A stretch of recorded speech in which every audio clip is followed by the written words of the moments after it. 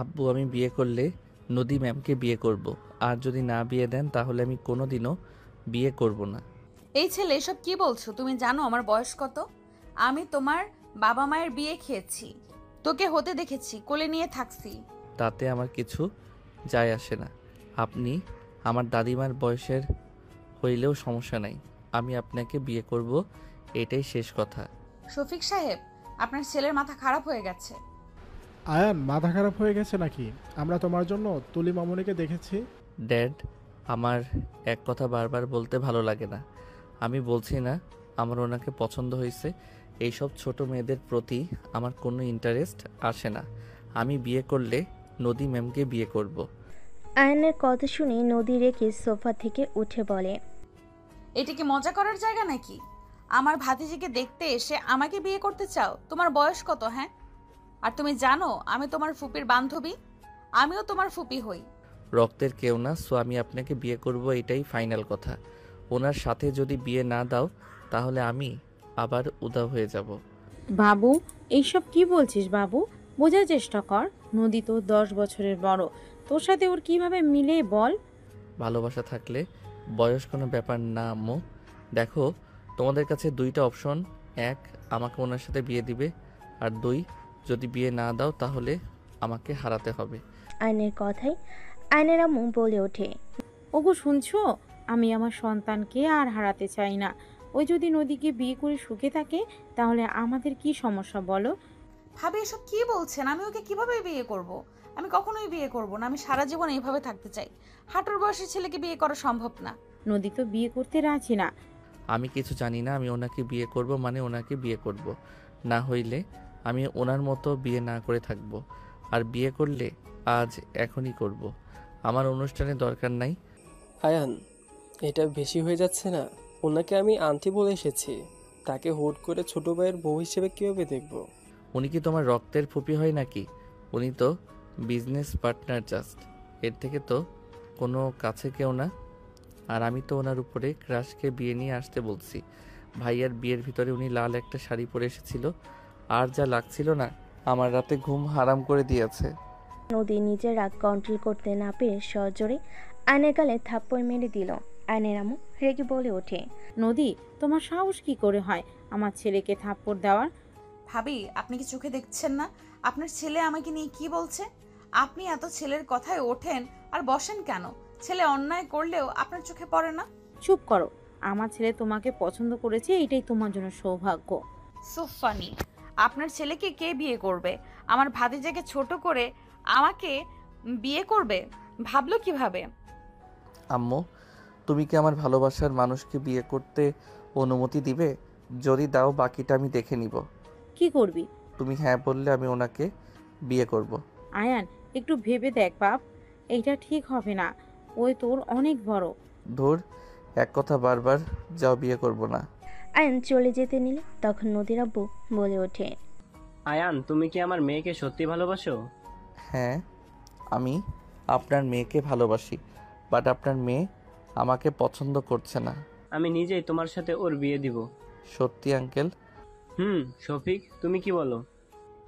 আব্বু কি বলেন এইসব? আগ্রহ জায়গায় বিয়ে দেওয়া ভালো। অনেক করেছো আমাদের জন্য, এখন নিজের চিন্তা করো। আব্বু মাথা খারাপ হয়ে গেছে নাকি? হাঁটুর বয়সের ছেলেকে বিয়ে করব? আয়ন নদীর সামনে দাঁড়িয়ে হাইট মেপে বলে, আপনি তো আমার কাঁধেরও নিচে পড়ে আছে। আপনার হাঁটুর সমান কয়ে হইলাম। আয়নের কথা শুনে আয়নের আপু নদী বাদে সবাই হেসে দিল। নদী রেগে বলে ওঠে, ফাজলামি করো? মোটেও না। আব্বু আপনি অনুমতি দিলে বিয়ে করে ফেলবো। আয়ান, লিমিটের বাইরে যাও না। ওকে, বুঝেছি।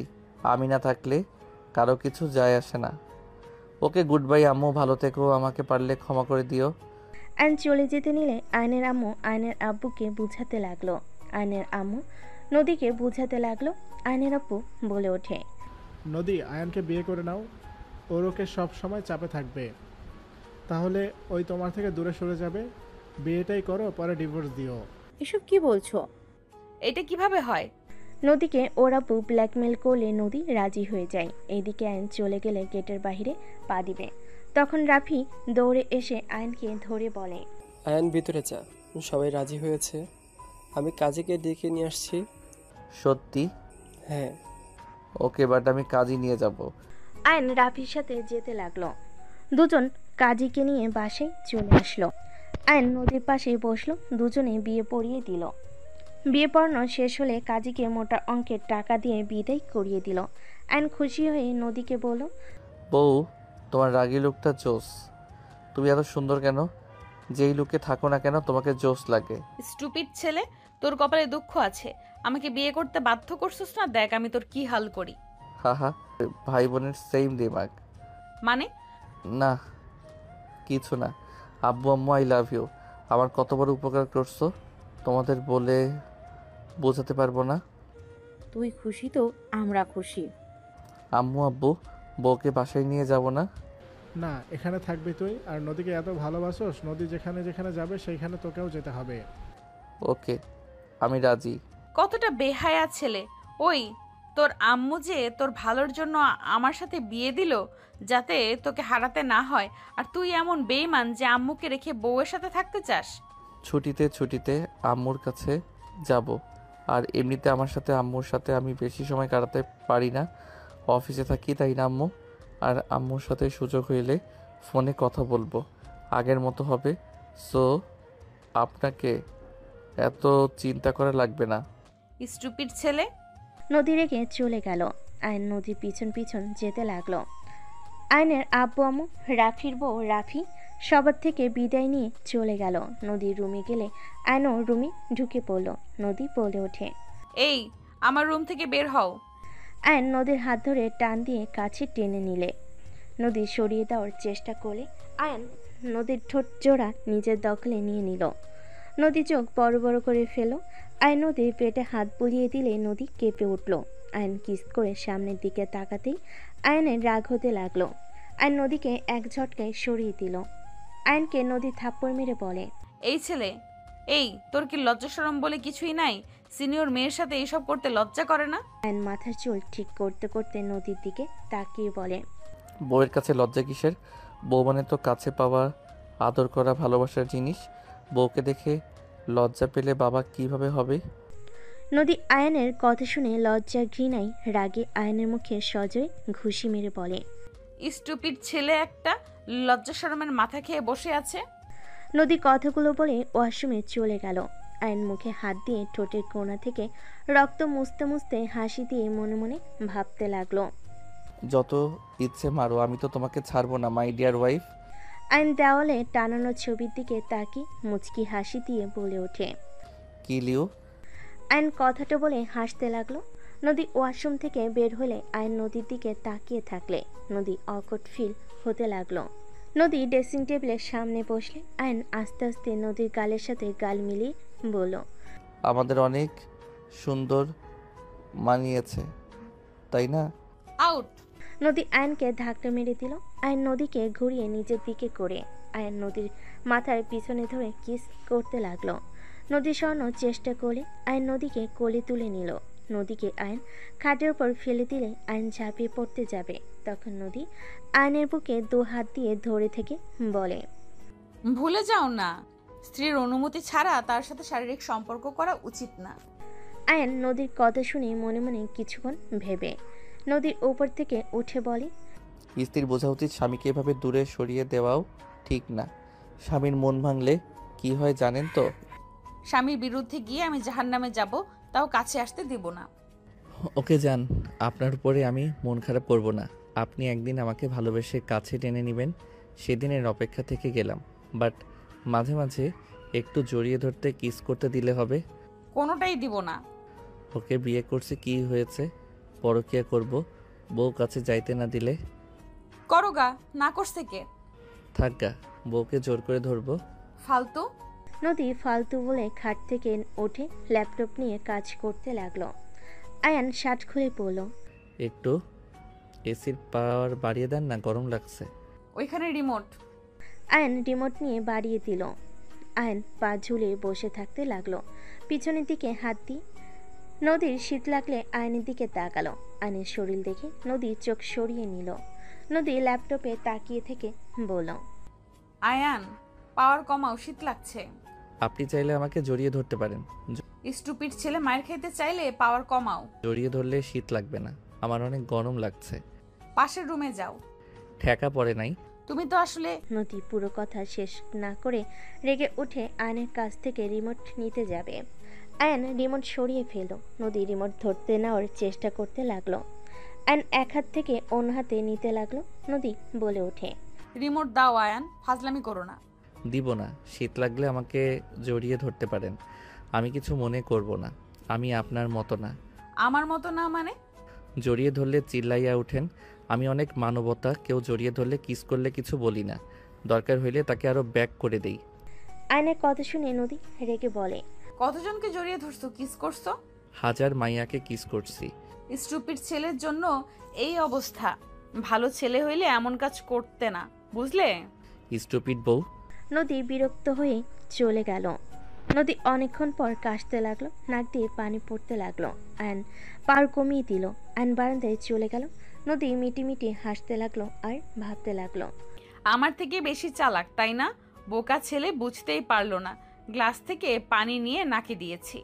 নদী হাসতে লাগলো। এদিকে আয়ন বাইরে ভালোভাবে পর্যবেক্ষণ করতে লাগলো। আয়ন গেটের দিকে তাকাতে চোখের কোণায় পানি গড়িয়ে পড়ল। আয়ন চোখ মুছে নিল। আয়ন রাগে ঘুরিয়ে দেওয়ালে সজোরে ঘুষি মারল। ঘুষির শব্দে নদী চমকে উঠল। নদী বসা থেকে উঠে বারান্দায় আসলে দেখে আয়নের হাত লাল হয়ে আছে। নদী আয়নকে বলে ওঠে, কি ব্যাপার, কিসের শব্দ হইল? কই? তোমার হাতের আঙ্গুলগুলো লাল হয়ে আছে কেন? বের হব। আয়ন কথাটা বলে সাইড কেটে রুমে গিয়ে শার্ট পরে নিল। আয়ন নদীকে কিছু বলতে না দিয়ে চলে গেল। নিচে নামতে যাবে তখনই নদীর ভাতিজির সাথী আয়নের হাত ধরে পড়ল। আপনাকে আমি চিনতে পারছি না মিস্টার আরুষ। সাথীর কথা শুনে আয়ন চমকে গেল। আয়ন সাথীর দিকে তাকাতেই সাথী বলে, সব প্রশ্ন এলোমেলো হয়ে যাচ্ছে। আমাকে বিয়ে করলেও তো এই বাড়ির মেয়ের জামাই হতে। আমাকে বাদ দিয়ে ফুপির মেয়েকে কেন বিয়ে করলে? সব জেনেও সবার সামনে আমার পরিচয় কেন দিলে না? তোমাদের সাথে অনেক অন্যায় হয়েছে। ফুপি কিন্তু এইসব বিষয়ে কিছু জানে না। তুমি আমার ফুপিকে ধোকা দিও না। ফুপি রাগী হতে পারে, কিন্তু মনের দিক দিয়ে উনি অনেক ভালো। তাকে এই বাড়িতে কাজ ফুপি দিয়েছিল। আরুষ, ফুপি লাইফে একবার ধোকা খেয়েছিল, আজও তাকে ভালোবাসে। সে 4 বাচ্চার বাবা হয়ে গেছে, তাও ফুপি তাকে ভুলতে পারে নাই। ও আচ্ছা। আমি জানি তুমি প্রতিশোধ নেওয়ার জন্যই এখানে এসেছো, তাই না? আরুষ ভাইয়া, প্লিজ আমার ফুপির কোনো ক্ষতি করো না। আমি তোমার ফুপা হই ভাইয়া, আবার কি জিনিস? আর আমি কার কি করব সেটা আমার একান্ত ব্যক্তিগত ব্যাপার। আর তুমি যদি কাউকে কিছু বলো, আমার আসল নাম কাউকে বলো, আমি তোমাকে বাঁচতে দিব না। আমাকে খুন করবে নাকি? দরকার হইলে তাই করব, হাত ছাড়ো। আয়ন এক ঝটকায় সরিয়ে দিয়ে আয়ন চলে গেল। সাথী আয়নের চলে যাওয়ার দিকে তাকিয়ে থেকে দেখতে লাগলো। আয়ন বাসা থেকে বের হইলে গেটের সজোরে একটা লাথি মারল। আয়ন রিকশায় উঠে চলে গেল। আয়ন মাঝ রাস্তায় নেমে বস্তিতে চলে গেল। তৃতীয় লিঙ্গেদের কাছে চলে গেল। আয়নকে দেখে সবাই অবাক হয়ে তাকিয়ে থাকলো। আয়নকে সবাই ঘিরে ধরলো। আয়ন সবার সাথে কথা বলতে বলতে চলে গেল। আয়ন একটা রুমে ঢুকতেই একজন আয়নের মাথায় হাত বুলিয়ে বলে, কত বছর পর আসলি বাবা, কেমন আছিস? আয়ন তৃতীয় লিঙ্গ ওই মহিলার দিকে ঘুরে জড়িয়ে ধরে কান্না করে দিল। কান্না করতে করতে বলে, খালা, সে আমাকে ছেড়ে কেন চলে গেল? আমার যে তাকে বড্ড মনে পড়ে। আমি যে তাকে ছাড়া কতটা অসহায়। সে কেন আমার ভালোটা চেয়ে আমাকে একা করে চলে গেল? আমি যে তাকে বড্ড ভালোবাসি, তার কথা আমার খুব মনে পড়ে খালা। আয়নের কথাগুলো শুনে কান্না করা দেখে তৃতীয় লিঙ্গের মহিলাটা চোখের পানি মুছতে লাগলো আর আয়নের মাথায় হাত বুলিয়ে দিতে দিতে বলে, বাবা কান্না করিস না, তুই কান্না করলে যে ওই অনেক কষ্ট পাবে। তুই তার জন্য দোয়া করিস, সেই যেন ওপারে ভালো থাকে। আমি তো দোয়া করি, কিন্তু আমার মন যে মানে না। আমার মনে হয় সেই আমার খুব কাছে কোথাও আছে। সে আমাকে দেখছে কিন্তু আমার সামনে আসে না। আয়নের মাথায় হাত বুলিয়ে দিতে দিতে বলে, ওর দোয়া তোর উপর সব সময় আসে বাবা, কান্না করিস না। তুই বসেক, আমি তোর পছন্দের খাবার নিয়ে আসছি। খালা, আমি ওই বাড়িতে ঢুকেছি, আমি ওই বাড়ির মেয়ের জামাই হয়েছি খালা। আয়নের কথা শুনে তৃতীয় লিঙ্গ মহিলা রূপালী বলে ওঠে, এইসব কি বলিস? ওরা যদি জানে তোকে মেরে ফেলবে বাবা। তুই ওই বাড়ির কাকে বিয়ে করেছিস? ওই তুলিকে? না, আমি যাকে বিয়ে করেছি সেই ওই বাড়ির মেন পার্সন। ওনার কথায় সবাই উঠে আর বসে। আয়নের কথা শুনে রূপালী বলে, বাবা, ওইখানে থাকা তোর জন্য ঠিক না। ওরা তোর ক্ষতি করতে পারে। তোর কিছু হইলে ওই যে অনেক কষ্ট পাবে। আমার কিছু হবে না, আমার হাতে অনেক পাওয়ার। তুমি হয়তো ভুলে যাচ্ছ আমার বাবা একজন বড় বিজনেসম্যান। আমার হাতে যে পাওয়ার আছে ওরা আমার কিছু করতে পারবে না। আর যাকে বিয়ে করেছি তাকে শুধু আমার প্রতি দুর্বল করতে হবে। আয়নের কথা শুনে রূপালী বলে, বাবা, তুই প্রতিশোধ তোকে নিতেই হবে। তোর বাবা মায়ের সাথে থাক, এইসব ভেতরে যেতে হবে না। চিন্তা করো না খালা, আমার কিছু হবে না। অনেক ক্ষুধা লাগছে। রূপালী আয়নের জন্য খাবার রান্না করতে চলে গেল। আয়ন খাটে শুয়ে থেকে ভাবতে লাগলো। আয়ন অনেকক্ষণ ভাবনার জগৎ থেকে বের হয়ে দেখে ওর জন্য রূপালী খাবার নিয়ে এসেছে। আয়ন উঠে ফ্রেশ হতে চলে গেল। ফ্রেশ হয়ে এসে ঘরে বসলে রূপালী খাওয়াই দিতে লাগলো। আয়ন ওইখানে অনেকক্ষণ থেকে সন্ধ্যার দিকে বের হয়ে গেল। নামাজ পড়ে বাসায় চলে গেল। নদীদের বাসায় গেলে দেখে নদী সবার সাথে বসে আছে। আয়নকে দেখে নদীর আব্বু বলে, আয়ান, কোথায় গেছিলে? শান্তির ঠিকানায়। মানে? কিছু না আঙ্কেল, একটু দরকার ছিল, সেখানে গেছিলাম। যাও রুমে গিয়ে ফ্রেশ হয়ে নাও। তোমার আম্মু তোমার লাগেজ পাঠিয়ে দিয়েছে। ওকে। আয়ন চলে গেল। আয়ন রুমে গিয়ে ফ্রেশ হয়ে নিল। আয়ন খাটে বসে ভাবতে লাগলো। আয়নের ফোন বেজে উঠলো। আয়ন ফোন হাতে নিয়ে কল রিসিভ করলো। কলে কথা বলতে লাগলো। কথা বলা শেষ করে আয়নের মুখে হাসি ফুটে উঠলো। আয়ন চোখ বন্ধ করে পা নাড়াতে লাগলো। নদী রুমে আসলে দেখে আয়ন চোখ বন্ধ করে আদশা হয়ে শুয়ে আছে। নদী আয়নকে বলল, আয়ান। নদীর কণ্ঠ শুনে আয়ন চোখ খুলে নদীর দিকে তাকিয়ে বলল, হ্যাঁ বলেন। আমার ভাই ভাবি ভাতিজিরা আসবে। তুমি তাদের সামনে আমাকে স্ত্রী হিসেবে পরিচয় দিও না। তুমি এই বাড়িতে আত্মীয় হয়ে থাকবে, ঠিক আছে? কেন? আমি চাই না ওরা জানুক যে আমি বিয়ে করেছি। না বলে বিয়ে করেছি জানলে সবাই অনেক কষ্ট পাবে।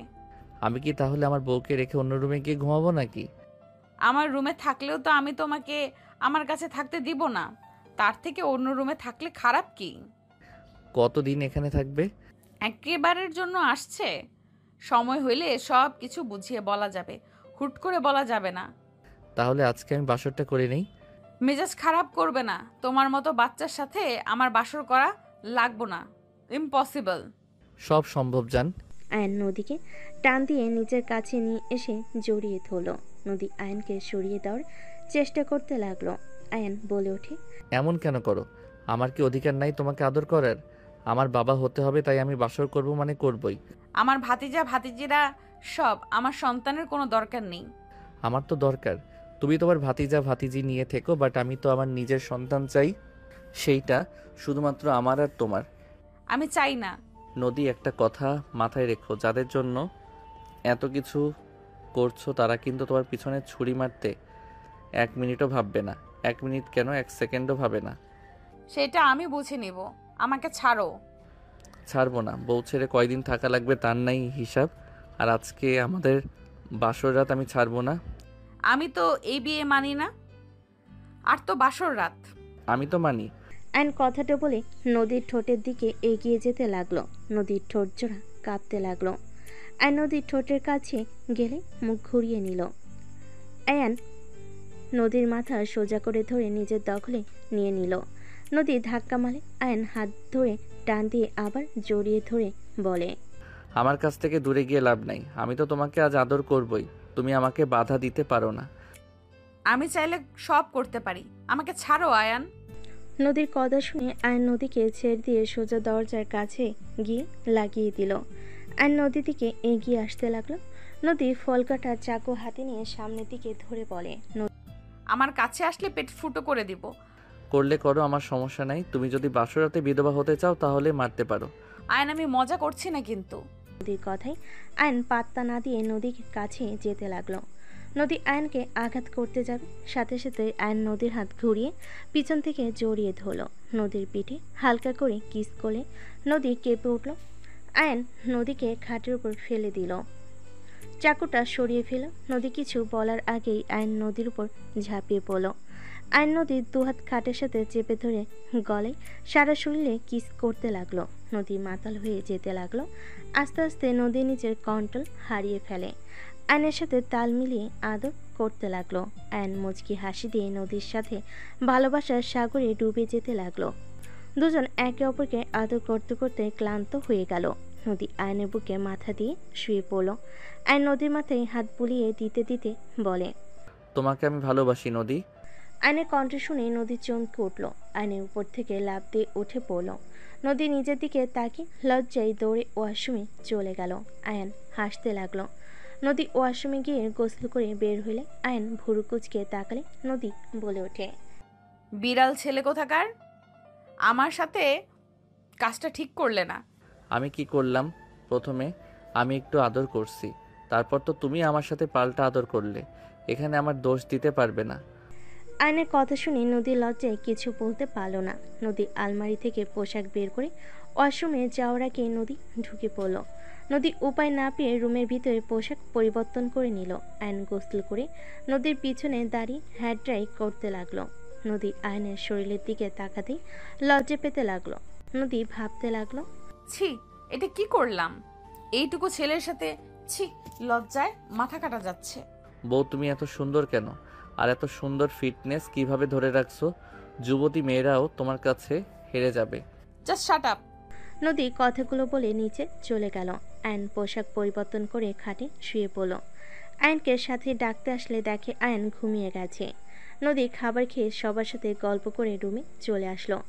আয়নের পাশে শুয়ে পড়ি। নদী নিজের অজান্তেই আয়নের কপালে ঠোঁটের স্পর্শ এঁকে দিল। নদী হুট করে এমন কাজ করতে ভাবতে লাগলো, ছি, এটা আমি কি করলাম?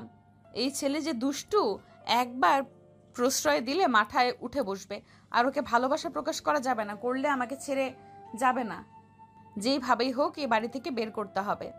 নদী কথাগুলো ভাবছিল। আয়ন হুট করে নদীর উপরে হাত তুলে দিল। নদী চমকে উঠল।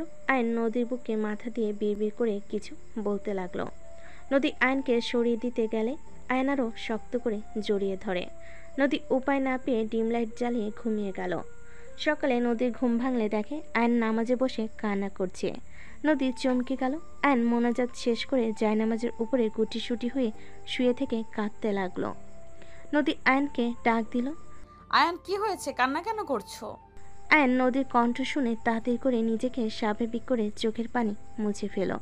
আয়ন জায়নামাজ তুলে ভাঁজ করে রেখে বলে, এই, আপনি নামাজ পড়বেন না? নাক ডেকে এত ঘুমান কেন? তুমি কাঁদছিলে কেন? তোমার মানুষের পার্সোনাল ব্যাপার থাকে যা কারোর সাথে শেয়ার করা যায় না, একমাত্র আল্লাহকে বলা যায়। আল্লাহ বলে লাভ হবে সেই আশায় তার কাছে কাঁদি। পার্সোনাল কিসের? আমাকে কি বলা যাবে? আমাকে তো স্বামী হিসেবে মেনে নাও নাই, তাহলে আমি কেন তোমাকে বলবো? ভালো, লাগেজ নিয়ে পাশের রুমে যাও। ওকে। আয়ন লাগেজ নিয়ে পাশের রুমে চলে গেল। নদী উঠে ফ্রেশ হয়ে নিল। ফ্রেশ হয়ে অজু করে নামাজে দাঁড়িয়ে গেল। নামাজ পড়া শেষ করে রুম থেকে বের হলো। নদী সোজা বাসা থেকে বের হয়ে হাঁটতে গেল। আয়ন রুমে শুয়ে থেকে ফোন চালাতে লাগলো। আয়ন মনে মনে ভাবতে লাগলো, আমায় কি চিনবে সেই মনে হয় না, বাট সাথী মেয়েটা কিভাবে চিনলো? আমার চেহারা তো অনেক পরিবর্তন হয়ে গেছে। যাই হোক, চিনলে চিনবে, তাতে সমস্যা কি? আমার তো শুধু নদীকে আমার বশে করতে হবে। আয়ন কথাগুলো ভাবতে লাগলো। 10টার দিকে আয়নকে নদী দিয়ে ডাক দিয়ে বলল, ওই নিচে যাও নাই কেন? খাবার খাবে না নাকি? বউ, কোনো খোঁজ খবর না নিলে সেখানে কিভাবে খাবো? সাথীনা ডাকতে এসেছিল, যাও না কেন? বউ ছাড়া খাইতে মন চাই নাই তাই। নিচে চলো, ভাইয়া ভাবি সবাই এসেছে। ওয়েট। আয়ন ফোনটা পকেটে নিয়ে রুম থেকে বের হয়ে নদীর সাথে যেতে লাগলো। আয়ন নিচে সিঁড়ি বেয়ে নামতে লাগলো। দুজন নিচে নামতে আয়ন বলে ওঠে, আসসালামু আলাইকুম স্যার। আয়নের কণ্ঠ শুনে সবে পিছনে ঘুরে তাকালে নদীর বড় ভাই তুলির আব্বু বলে ওঠে, ওয়ালাইকুম আসসালাম, কে তুমি? নদী ম্যামের বডিগার্ড। আয়নের কথা শুনে সবে অবাক হয়ে গেল। আয়নের দিকে তাকিয়ে তুলির আব্বু বলে ওঠে, বডিগার্ড হয়ে উপরে কি করো? ভাইয়া ওই মজা করছে। ওই রায়হান চৌধুরীর ছেলে আয়ান চৌধুরী আমাদের এখানে ঘুরতে এসেছে, আর এখানে কাজ আছে। নদীর কথা শুনে নদী তুলির আব্বু হাসতে লাগলো আর আয়নকে বলে ওঠে, তুমি তো অনেক মজার মানুষ, বসো বাবা। আয়ন সোফায় বসলে পাশে একটা ছোট্ট মেয়ে আয়নের কাছে আসলে আয়ন আদর করতে গেলে তুলির আব্বু বলে, এই হিজড়াটাকে দূরে সরা। তুলি, তোকে কতবার বলেছি তোর মেয়েকে দূরে রাখতে? আয়ন বাবা, কিছু মনে করো না। ভাইজান কতবার আয়শাকে নিয়ে এই রকম কথা বলতে না করেছি না? আয়েশা আমার কাছে আসো আপুমনি। আয়ান আয়েশাকে কোলে নিয়ে বলে। তোমার নাম আয়েশা? বাচ্চাটা মাথা নেড়ে হ্যাঁচু চোখ দেয়। আয়ান আয়েশার গালে চুমু দিলে সবাই অবাক হয়ে যায়। নদীর বেশ ভালো লাগলো। নদীর এক ভাতিজি সোনালি বলে ওঠে, আয়ন সাহেব, মাইশাকে ছেড়ে দিন। আপনার ঘৃণা হচ্ছে না? ঘৃণা কেন হবে? ওই কি মানুষ না নাকি? আপনার মুখ দেখে আমার বমি আসছে। আয়নের কথা শুনে সোনালির রাগ হইতে লাগলো। আয়ন আয়েশার সাথে দুষ্টামি করতে লাগলো। তুলি আয়নের দিকে অপলক দৃষ্টিতে তাকিয়ে থাকতে লাগলো। তুলির চোখের কোণে পানি চলে আসলো। আয়েশা বলে ওঠে, আঙ্কেল, সবাই তো আমাকে ঘৃণা করে, আমাকে দেখতে পারে না। আপনি আমাকে আদর করছেন কেন? আমাকে দেখে কি আপনার ঘৃণা হচ্ছে না? আয়েশার কথা শুনে আয়নের বুকের ভিতর গিয়ে লাগলো। আয়ন আয়েশার কপালে চুমু দিয়ে বলে, দূর পাগলি, মেয়ে ঘৃণা কেন হবে? আর তুমি আমাকে ভাইয়া বলো। তুমি আমার ছোট আপুমনি, ঠিক আছে? আরে আয়ন বাবা, কি বলো? ওই আমার মেয়ের মেয়ে, তোমার ভাতিজা হবে। আপনাকে দেখে তো আমার ভাই মনে হয়, আঙ্কেল মনে হয় না। নদী আয়নকে নিয়ে খেয়ে নে, অনেক বেলা হয়ে গেছে। আয়ান চলো। বাবু তুমি খাইছো? আয়শা মাথা নেড়ে না ইশারা করলে আয়ন কোলে নিয়ে যায়। আয়ন নদী দুজনেই বসলে। খাবার দিলে আয়ন আয়েশাকে খাওয়াই দিতে লাগলো আর নিজে খেতে লাগলো। নদী আয়েশার দিকে মুগ্ধ নয়নে তাকিয়ে দেখতে লাগলো। নদী মনে মনে ভাবতে লাগলো, মাশাল্লাহ, সব মানুষদের মতো ওর মনটা অত্যন্ত ছোট লোকদের মতো না। নদী কথাগুলো ভাবতে লাগলো আর আয়নের আয়েশার দিকে তাকিয়ে থাকলো। তুলি খুশিতে চোখের পানি চলে আসলো। নদীর আব্বু বলতে লাগলো, সেটার মাথায় সমস্যা আছে নাকি? এইসব আবল তাবল কি বলে গেল? সাবধানে কথা বল। ওই অখুশি হইলে পথে বসবি, তাই সাবধানে কথা বল। ওই যা বলে তার সাথে তাল মিলিয়ে চলার চেষ্টা কর। ওই যেহেতু আয়েশাকে পছন্দ করেছে, সেখানে সবাই আয়েশার সাথে ভালো ব্যবহার করে। ওই অখুশি হয়ে গেলে ওর আব্বু জানলে কি করতে পারে জানোস তো? এই সবাই আয়েশার সাথে ভালো ব্যবহার করবে, আর আয়ান যা বলবে তা ওইটাই মানবে। সবাই হ্যাঁ সূচক উত্তর দিল। সাথী মনে মনে ভাবতে লাগলো, তুলি আপু, আজ চোখের পানি ফেলছো? একদিন আয়ানও কেঁদেছে। তোমরা যা করেছো, আস্তে আস্তে সব কিছু ভোগ করবে। জানি না তুমি ওকে চিনতে পারছো কি না। চিন্তা করো না, তোমাদের সব অহংকার শেষ করে দিতে এসেছে। ও যে কি করতে পারে তা গতকাল দেখেছি। ও যা চাই সেটাই করে। সাথী কথাগুলো ভেবে মনে মনে হাসতে লাগলো। আয়শা বলে ওঠে, ভাইয়া আর খাবো না, আমার পেট ফেটে যাবে তো। আয়ান আয়েশার কথা শুনে হেসে বলে, ওকে আর খেতে হবে না। আয়ান আয়েশাকে পানি খাওয়াই দিল। আয়েশা চলে গেল। আয়ান খেতে লাগলো। আয়ান নদীর দিকে তাকাতে দেখে নদী ওর দিকে আর চোখে তাকিয়ে আছে। আয়ান চোখ টিপ মারলে নদী তাড়াতাড়ি করে চোখ সরিয়ে নিল। আয়নের মাথায় দুষ্টু বুদ্ধি আসলে আয়ন আস্তে আস্তে পা দিয়ে নদীর পায়ে সুরসুরি দিতে লাগলো। নদী রাগী লুক নিয়ে তাকালে আয়ন ফ্লাইং কিস দিয়ে দিল। কাজের লোকেরা সব মিটিমিটি হাসতে লাগলো। নদীর সবার দিকে তাকাতে সবার হাসি থামিয়ে দিয়ে অন্যদিকে তাকিয়ে থাকলো। আয়ন খাওয়া শেষ করে বলল, অফিসে সেকেন্ড মিটিং কাজ কি শুরু করছেন? ওইটা রাফির কাছে, ওইসব করবে বলছে। ও আচ্ছা, আপনার তাহলে তো কোনো কাজ নাই। ফ্যামিলিকে সময় দিব। আয়ন নদীর কথা শুনে আস্তে আস্তে বলে ওঠে, জামাইকে সময় দিবেন না? নদী রাগী লুক নিয়ে তাকিয়ে দাঁতে দাঁত চেপে বলে, না। না দিলে আর কি করার? যাই দেখি কোনো গার্লফ্রেন্ড পটাতে পারি কিনা। আয়ন কথাগুলো বলে বের হয়ে গেল। নদী খাওয়া শেষ করে সবার সাথে বসে গল্প করতে লাগলো। রাতে আয়ান বাসায় আসলে সাথী বলে, আঙ্কেল, ছাদে চলেন। সবাই ছাদে আড্ডা দিচ্ছে। গুড, আঙ্কেল বলে ডাকবে। তুমি যাও, ফ্রেশ হয়ে আসছি। আয়েশা কিন্তু তুলির মেয়ে। বুঝেছিলাম। বাপ বাপকে ছাড়ে না। বেশি কথা বলো না, যাও। সাথী চলে গেল। আয়ন রুমে চলে গেল। আয়ন রুমে গিয়ে ফ্রেশ হয়ে নিল। পোশাক পরিবর্তন করে আয়ন ছাদে চলে গেল। আয়েশা আয়নকে দেখে দৌড়ে এসে জড়িয়ে ধরল। আয়নকে দেখে নদীর আব্বু বলে ওঠে, আয়ান বসো। আয়ন নদীর পাশে বসলো। সোনালি আয়নের পাশে বসলো। আয়ন নদীর দিকে ঘেঁষে বসলো। আয়েশা আয়নের কোলে এসে বসলো। নদী তুলির দিকে তাকিয়ে বলে, তুলি ডাক্তারের সাথে কথা বলছিলি কি? অপারেশনে কথা বলেছে। অপারেশন করলে ঠিক হয়ে যেতে পারে। তাহলে যত তাড়াতাড়ি পারস অপারেশন করে নে, যত টাকা লাগে আমি পাঠিয়ে দিব। জামাই কি এখনো রেগে আছে নাকি? তুই আয়েশাকে দেখতে পারে না, এখন আগের থেকে বেশি বাড়ছে। তোর জামাইকে আমি বুঝি না, নিজের সন্তানের জন্য এমন ব্যবহার কেন করে? শিক্ষিত না ছাই যত সব। ভাইজানকে আগেই বলেছি টাকা দেখে বিয়ে দিও না, মানুষের বাচ্চার সাথে দাও। আমার কথা তো কানে নেওয়ার প্রয়োজনই মনে করে না। রেগে যাওয়া স্বাভাবিক, ওসব বাদ দে। আয়ান আয়েশার দিকে তাকিয়ে দেখে আয়েশা আয়নের বুকে মুখ লুকিয়ে কান্না করছে। আয়ান আয়েশাকে তুলে বলে, আপু কান্না করে না, একটা গল্প শুনবে? আয়েশা বলে, ভাইয়া আমি কি অনেক পচা? না, তুমি পচা না। পচা হইলে এই সমাজের কিছু নোংরা মন মানসিকতার মানুষগুলো পচা। তোমাকে একবার গল্প বলি, তাহলে বুঝবে তোমরা পচা না। আমাদের মতো সুস্থ নোংরা মানুষের জন্য তোমাদের কতটা কষ্ট পেতে হয়, তুমি কি শুনবে? আয়েশা মাথা নেড়ে হ্যাঁ সূচক উত্তর দিল। আয়ন আয়েশার মাথায় হাত বুলিয়ে দিতে দিতে বলতে শুরু করলো ফ্ল্যাশব্যাক। মা, তুই প্রতিদিন এভাবে সবার কাছে হাত পেতে টাকা নাও কেন? সবাই কত গালাগালি করে, আমার একদম ভালো লাগে না। তুমি আর এইসব কাজ করবে না। আমি পড়াশোনা করে বড় হয়ে একটা চাকরি নিব। চাকরি নিয়ে আমি আর তোমাকে এসব করতে দিব না।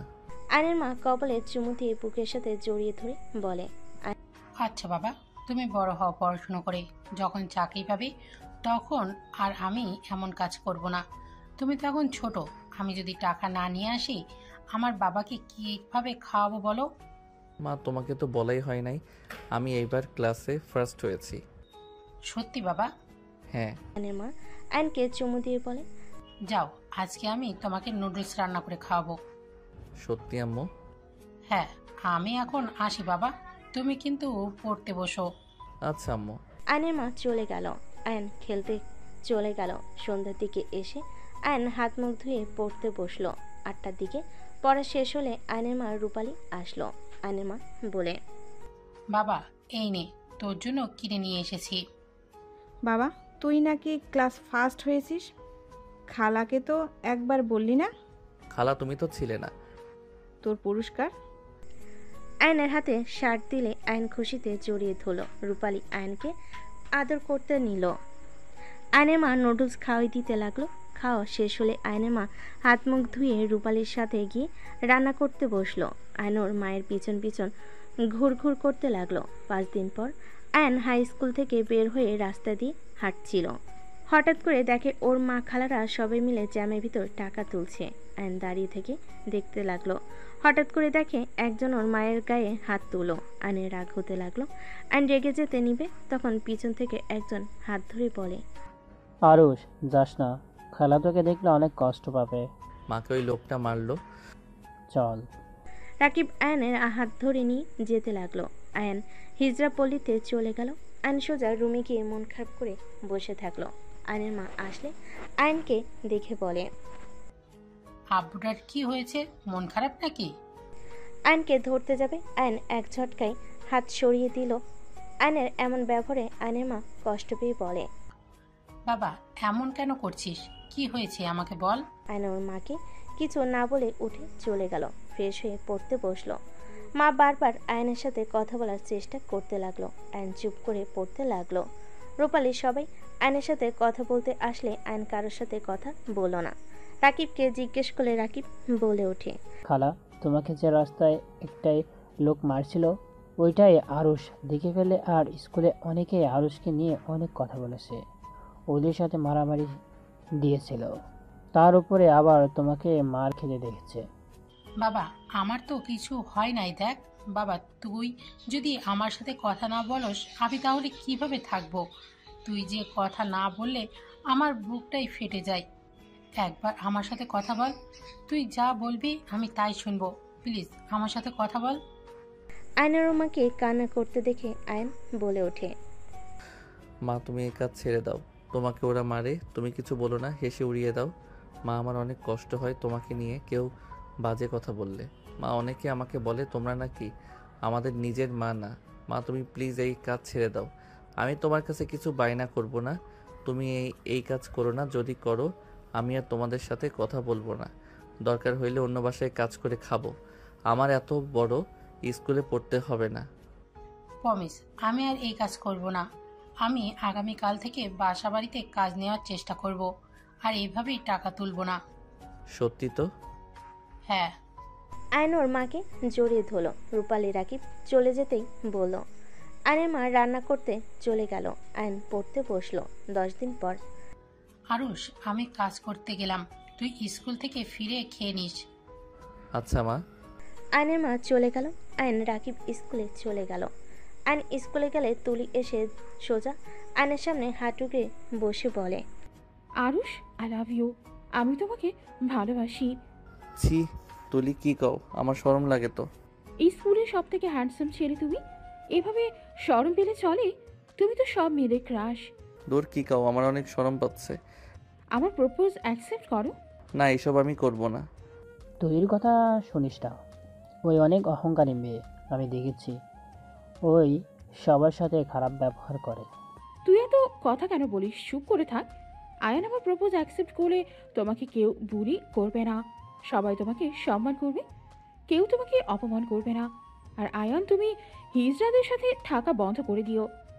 মানে কি? বাদ দাও, প্রপোজ অ্যাকসেপ্ট করো। না, সাইড দাও, ক্লাস শুরু হয়ে যাবে। ওকে, ফ্রেন্ড তো হতে পারো। 1 আর 2 ফ্রেন্ড না হইলে কেমন দেখা যায় বলো? ওকে ফ্রেন্ড। আয়ন তুলি একসাথে হাত ধরে যেতে লাগলো। দুজন একসাথে সামনে সিটে বসে পড়ল। দুজন মনোযোগ দিয়ে ক্লাস করতে লাগলো। দুজনের ভিতর অনেক ভালো ফ্রেন্ডশিপ হয়ে গেল। এভাবেই চলতে লাগলো 1 বছর পর। আরুষ, আজকে তোমাকে আমাদের বাসায় যেতেই হবে। না, আমার ভয় লাগে। তোমার আব্বু আম্মু আবার কি বলবে? আরে কিছু হবে না, আব্বুকে বলেছি আমি তোমাকে ভালোবাসি। এই কি বল? আমি তোমাকে ফ্রেন্ড হিসেবে ভালোবাসি। ওই একই হলো, চলো। তুলি আয়নকে টেনে নিয়ে যেতে লাগলো। আয়নকে টেনে গাড়িতে তুলে নিল। আয়নকে নিয়ে বাসে চলে গেল। বাসার ভিতরে গাড়ি থামলে দুজন নেমে পড়লো। আয়ন তুলির সাথে যেতে লাগলো। আয়ন বাসার ভিতরে ঢুকলে তুলির আব্বু আম্মু সবাইকে সালাম দিল। আয়নকে দেখে তুলির আব্বু বলে ওঠে, বসো আরুষ, তোমার নাম আমার মেয়ের কাছে অনেক শুনেছি। ও আচ্ছা। আয়ন সামনের দিকে তাকাতেই আয়ন বলে, মা, তুমি এখানে কি করো? আয়নের কথা শুনে সবাই অবাক হয়ে গেল। আয়নের মাকে জড়িয়ে ধরলো। ওর মা বলে ওঠে, এই ছেলে, কে তুমি? আমাকে কেন মা বলছো? আমাকে ছাড়ো। মা, এসব কি বলো? আমি আরুষ, তুমি আমাকে চিনছো না নাকি? এই ছেলে, ওই তোমার মা কিভাবে হবে? তোমার মাথা ঠিক আছে? আঙ্কেল, এইটাই তো আমার মা। কি বলো? হিজড়াটা আবার মা হয় কিভাবে? আরুষ, তোমার মা কিভাবে হবে? তুমি ওকে ছাড়ো। ওই তুই যা এখান থেকে। আব্বু তোমাকে কতবার বলেছি ওকে এইখান থেকে সরিয়ে দিতে। আঙ্কেল, আমার মায়ের সাথে খারাপ ব্যবহার করবেন না। আরুষ, হিজড়া কিভাবে মা হয়? উনি নিশ্চয়ই তোমাকে কিডন্যাপ করেছিল। বড় সাহেব, এই ছেলের সাথে আমার কোনো সম্পর্ক নাই। আমার কিভাবে সন্তান হবে? মা, তুমি এসব কি বলো? আমার মা তো তুমি। আমি কিন্তু রেগে যাচ্ছি। আব্বু, আমি জানতাম না। সবাই বলতো, আমি ভাবছি হয়তো আরুষ সবাইকে উপকার করে সবার সাথে মিশে তাই, বাট ওই যে হিজড়াকে মা ডাকে এইটা আমি কিভাবে বুঝবো? বারবার হিজড়া কেন বলেন? এনি আমার মা। আমার মা কোনো হিজড়া না। আমার মা কিডন্যাপার না। চুপ কর। হিজড়ারা কোনোদিন মা হতে পারে নাকি? ওই তোকে কিডন্যাপ করে নিয়ে এসেছে। তার মানে এই হিজড়া, তুই কার ছেলেকে কিডন্যাপ করেছস? ওই ধর ওকে, পুলিশে দিব। ওনের বাচ্চাকে কিডন্যাপ করার শিক্ষা দিচ্ছি। আমার মেয়ের দিকে সবসময় তাকিয়ে থাকোস। আব্বু, ওই আমাকে হুটহাট করে ধরে, আমাকে আদর করতে আসে। আমার মনে হয় ওই আমাকে কিডন্যাপ করার জন্য এত ভালো ব্যবহার করতো। আপনারা এইসব কি বলছেন? আমি তুলিকে সন্তানের মতো দেখি। আমি তুলিকে কিডন্যাপ কেন করব?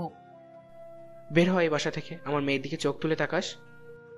সাহেব, আমার চাকরিটা নিয়ে নেন না। আমি কিডন্যাপার না। আমি ভালোভাবে কাজ করে খেটে খেতে চাই। তুলির আপু আয়নের মাকে গালাগালি করতে লাগলো। আয়নের মা পায়ে ধরলে তুলির আপু লাথি মারে। আয়ন তুলির আপুর উপরে রেগে গিয়ে কামড় মারে। আয়নকে থাপ্পড় মেরে ফেলে দেয়। আয়ন ধরতে গেলে আয়নকে লোকজন দিয়ে মারতে লাগলো। আয়নের মা আয়নকে ধরে বলে, সাহেব, আমার ছেলেটাই বুঝতে পারে নাই। আমার ছেলেকে ছেড়ে দেন। আমার ছেলে ছোট মানুষ। তুলির আপু রেগে হাতের দিকে তাকাতেই হাত ঝাঁকাতে ঝাঁকাতে রেগে বলে, এত বড় সাহস আমার হাতে কামড় দেয়, হিজড়ার বাচ্চা একটা। আয়নের মা আয়নকে বাঁচানোর চেষ্টা করতে লাগলো। আয়নের মারগুলো আয়নের মা মায়ের খেতে লাগলো। আয়ন কান্না করতে করতে বলে, মা তুমি এখান থেকে যাও, মা আমাকে মারতে দাও। আঙ্কেল, আমার মাকে মেরো না। ওকে মেরে এখান থেকে বের করে দে। আর তুলি, ওর সাথে যেন তোকে মিশতে না দেখি। আয়নের মাকে আয়নকে গাড্রা মারতে লাগলো। আয়নের মা রেগে গিয়ে বলে ওঠে, মিস্টার খান, আমি হিজড়া বলে আমার সন্তানের শরীরে রক্ত ঝরালেন। আমি আপনাকে অভিশাপ করে যাচ্ছি, আপনার মেয়ে কখনো সুখী হবে না। একটা হিজড়ার দোয়া।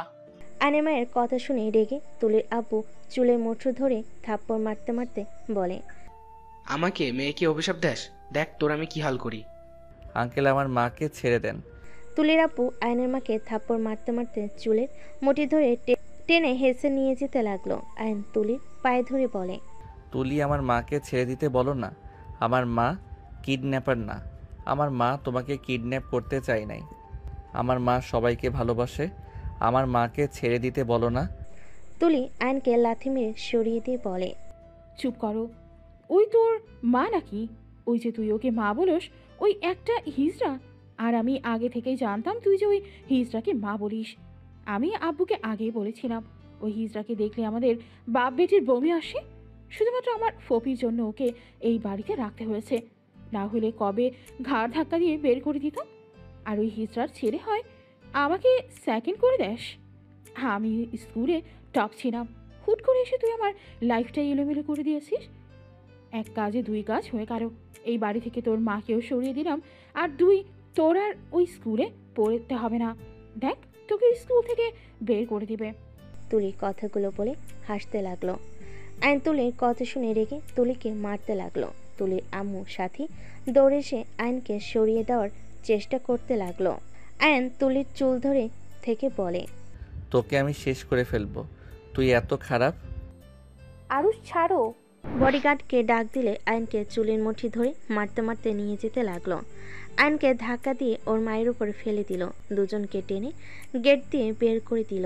আয়ন গেটে লাথি মেরে বলে উঠল, খান সাহেব, আমি একদিন তোকে তোর মেয়েকে এই বাড়িতে থেকে বের করে দিব। একদিন আমি অনেক বড় হব, সেদিন আমি তোকে ঘাড় ধাক্কা দিয়ে বের করে দিব। তোর অহংকার আমি ভেঙে ফেলবো। আমার মায়ের শরীরের রক্ত ঝরিয়েছিস না, আমি তোর রক্ত ঝরাবো। আয়নের কথা শুনে সবাই হাসতে লাগলো। তুলির আব্বু বলে ওঠে, তুই বড় হতো দূর, তোকে কেউ কোনোদিন চাকরিও দিবে না। যেই জানবে তুই হিজড়ার ছেলে, তোকে আর কখনো কোনো স্কুলে ভর্তি করবে না, তোর সাথে কেউ মিশবে না। যতদিন হিজড়া তোর সাথে থাকবে ততদিন তুই কিছুই করতে পারবি না। প্রতিনিয়ত তুই সবার কাছ থেকে অবহেলা পাবি, তোকে কেউ ভালোবাসবে না, ঘৃণা করবে, ছিছি করবে।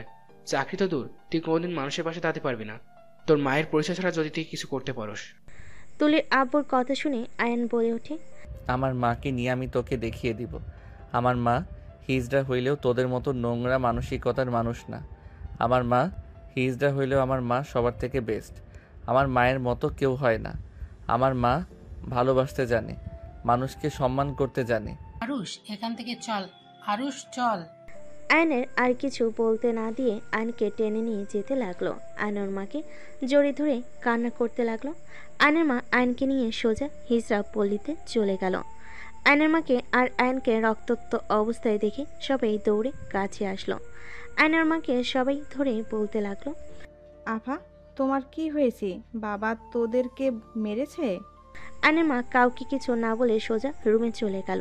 আয়ন দৌড়ে দরজা ধাক্কাতে লাগলো আর বলতে লাগলো, মা দরজা খুলো।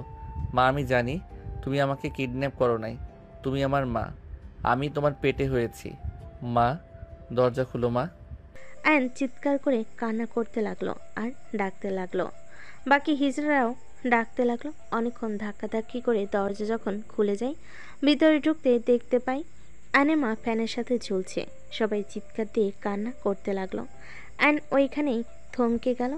আয়ন পাথরের মতো উপরের দিকে তাকিয়ে থাকতে লাগলো।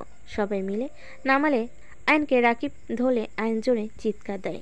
দৌড়ে গিয়ে ওর মাকে জড়িয়ে ধরে বলে, মা তুমি আমাকে ছেড়ে কিভাবে যেতে পারলে? মা আমি তোমাকে ছাড়া কিভাবে থাকবো? মা আমি যে তোমাকে ছাড়া থাকতে পারবো না। মা চোখ খুলো না মা, তুমি কিডন্যাপার না। মা তুমি শুধু আমার মা, তুমি হিজড়া না।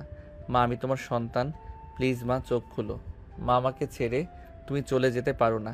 মা তুমি যদি আমাকে ছেড়ে চলে যাও আমাকে কেউ সকালে ডেকে তুলবে মা। মা কে তোমার মতো আমাকে বুকে জড়িয়ে ভালোবাসবে মা? মা চোখ খুলো না মা, আমি আর কোনো দিন তোমার কাছে কিছু চাইবো না। মা, তুমি চোখ খুলো, আমি আর বায়না করব না। মা, আমি তোমাকে ইনকাম করে খাওয়াবো। মা, উঠো না, চোখ খুলো না মা। আয়ন জোরে চিৎকার দিয়ে কান্না করতে লাগলো। আয়নের কান্না দেখে সবাই কান্না করতে লাগলো। আয়নকে কি বলে সান্ত্বনা দিবে বুঝতে পারলো না। রূপালী আয়নকে বোঝানোর চেষ্টা করতে লাগলো। আয়ন অজ্ঞান হয়ে গেল। আয়নের জ্ঞান ফেলে দেখে ওর মা আর নাই, বাসায় কেউ নেই। আয়ন উঠতে যাবে, একটা কাগজ দেখে আয়ন কাগজটা তুলে দেখতে পেল। রূপালী, জানিস ছোটবেলা থেকে বাবা মা আমাকে ফেলে চলে যায়। আমি হিজড়া বলে ছোটবেলা থেকেই অনেক কষ্টে বড় হয়েছি। তোদের সাথে সময় কাটিয়ে নিজের কষ্টগুলো ভুলে থাকার চেষ্টা করতাম। কতবার আত্মহত্যা করতে চাইছি, পারি নাই।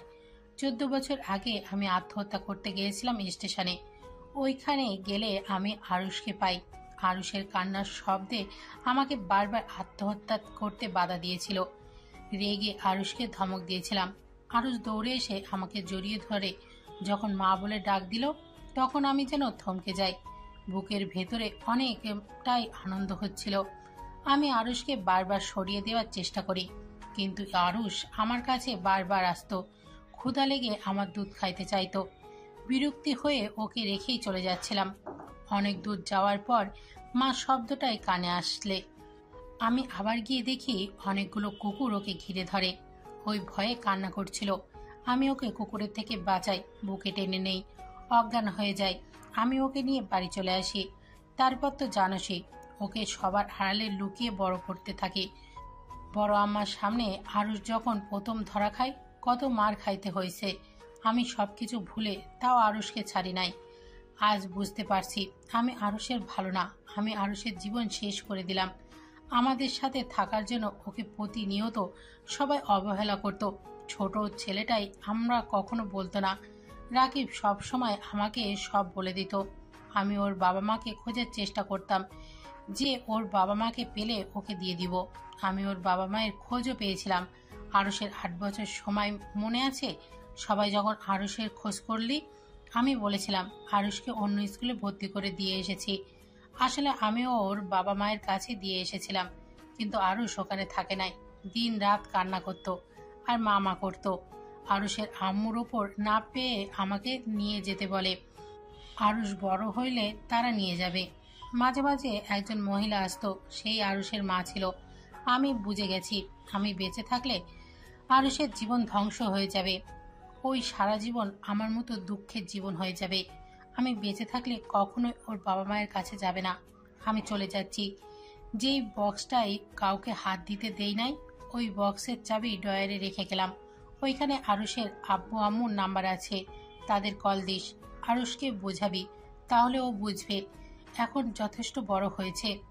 ওকে বলবি ও যদি ওর বাবা মায়ের কাছে যায় তাহলে আমার আত্মা শান্তি পাবে। এই কষ্ট পেলে ওর মা অনেক কষ্ট পাবে। আমার কথা যেন না ভাবে। ইতি আরুষের মা। আয়নের চোখে পানি গড়িয়ে পড়তে লাগলো আর নিজের চোখের পানি মুছে ফেলতে ফেলতে বলে, এই গল্পে কি বুঝলে শুনো।